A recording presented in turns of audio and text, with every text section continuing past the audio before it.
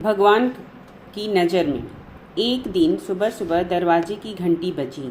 दरवाज़ा खोला तो देखा एक आकर्षक कद काठी का व्यक्ति चेहरे पर प्यारी सी मुस्कान लिए खड़ा है। मैंने कहा, जी कहिए। तो उसने कहा, अच्छा जी, आप तो रोज़ हमारी ही गुहार लगाते थे और सामने आया हूँ तो कहते हो जी कहिए। मैंने कहा, माफ़ कीजिए भाई साहब, मैंने पहचाना नहीं आपको। तो वह कहने लगे, भाई साहब, मैं वह हूँ जिसने तुम्हें साहेब बनाया है। अरे ईश्वर हूँ। ईश्वर, तुम हमेशा कहते थे ना कि नज़र में बसे हो पर नज़र नहीं आते हो। आ गया। अब आज पूरे दिन तुम्हारे साथ ही रहूँगा। मैं चीढ़ते हुए कहा, ये क्या मजाक है। अरे मजाक नहीं है, सच है। सिर्फ तुम्हें ही नज़र आऊँगा, तुम्हारे सिवा कोई देख सुन नहीं पाएगा मुझे कुछ कहता इसके पहले पीछे से माँ आई। अकेला खड़ा खड़ा क्या कर रहे हो यहाँ? चाय तैयार है, चल आजा अंदर। अब उनकी बात पे थोड़ा बहुत यकीन होने लगा था और मन में थोड़ा सा डर भी था। मैं जाकर सोफे पर बैठा ही था तो बगल में आकर बैठ गया।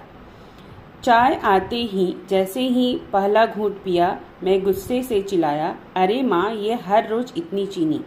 इतना कहते ही ध्यान आया कि अगर ये सचमुच में ईश्वर हैं तो इन्हें कतई पसंद नहीं आएगा कि कोई अपनी माँ पर गुस्सा करे। अपनी मन को शांत किया और समझा भी दिया कि भाई, तुम आज किसी की नज़र में हो, आज जरा ध्यान से। बस फिर मैं जहाँ जहाँ वह मेरे पीछे पीछे पूरे घर में। थोड़ी देर बाद नहाने के लिए जैसे ही मैं बाथरूम की तरफ चला तो उन्होंने भी कदम बढ़ाया। मैंने कहा, प्रभु यहाँ तो बख्श दो। खैर, नहा कर तैयार होकर मैं पूजा घर में गया। यकीनन पहली बार तन्मयता से प्रभु बंदन किया, क्योंकि आज अपनी ईमानदारी जो साबित करनी थी। फिर ऑफिस के लिए निकला। अपनी कार में बैठा तो देखा बगल में महाशय पहले से ही बैठे हुए थे। सफ़र शुरू हुआ तभी एक फ़ोन आया और फ़ोन उठाने ही वाला था कि ध्यान आया, तुम किसी की नज़र में हो। कार को साइड में रोका, फ़ोन पर बात की और बात करते करते कहने ही वाला था कि इस काम के ऊपर के पैसे लगेंगे। पर ये तो गलत था, पाप था, तो प्रभु के सामने कैसे कहता। तो एकाएक ही मुंह से निकल गया, आप आ जाइए, आपका काम हो जाएगा।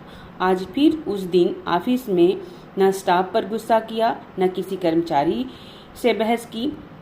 25-50 गालियां तो रोजाना अनावश्यक निकल ही जाती थी मुंह से, पर आज सारी गालियां कोई बात नहीं, इट्स ओके में तब्दील हो गई।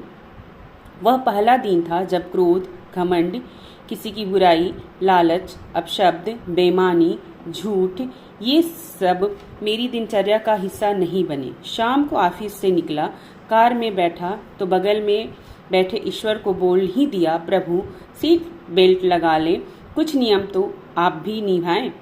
उनके चेहरे पर संतोष भरी मुस्कान थी। घर पर रात्रि भोजन जब परोसा गया तब शायद पहली बार मेरे मुंह से निकला, प्रभु पहले आप लीजिए, और उन्होंने भी मुस्कुराते हुए निवाला मुंह में रखा। भोजन के बाद माँ बोली, पहली बार खाने में कोई कमी नहीं निकाली आज तूने। क्या बात है, सूरज पश्चिम से निकल गया है क्या आज? मैंने कहा, माँ, आज सूर्योदय मन में हुआ है। रोज मैं महज खाना खाता था, आज प्रसाद ग्रहण किया है माँ, और माँ में कोई कमी नहीं होती।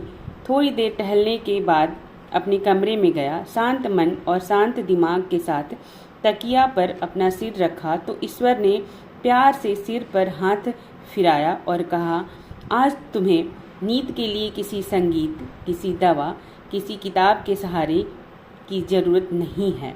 गालों की थपकी ने गहरी नींद को हिला दिया। कब तक सोएगा? जाग जा अब, माँ की आवाज़ थी। वह अपना सपना था शायद। हाँ, सपना ही था, पर आज का यह सपना मुझे जीवन की गहरी नींद से जगा गया। अब समझ में आ गया उसका इशारा कि तुम मेरी नज़र में हो। जिस दिन हम ये सब समझ जाएंगे कि वो देख रहा है, हम उसकी नज़र में हैं, उस दिन से हमारा जीवन यात्रा सरल व सुखद हो जाएगी। कृपया कहानी पसंद आई हो तो कृपया इस पोस्ट को ज़्यादा से ज़्यादा, इस कहानी को ज़्यादा से ज़्यादा अपने दोस्तों को शेयर करें और कहानियाँ नई नई सुनने के लिए हमारे चैनल को फॉलो करना बिल्कुल न भूलेंगे। मिलेंगे नेक्स्ट कहानी के साथ, तब तक के लिए धन्यवाद।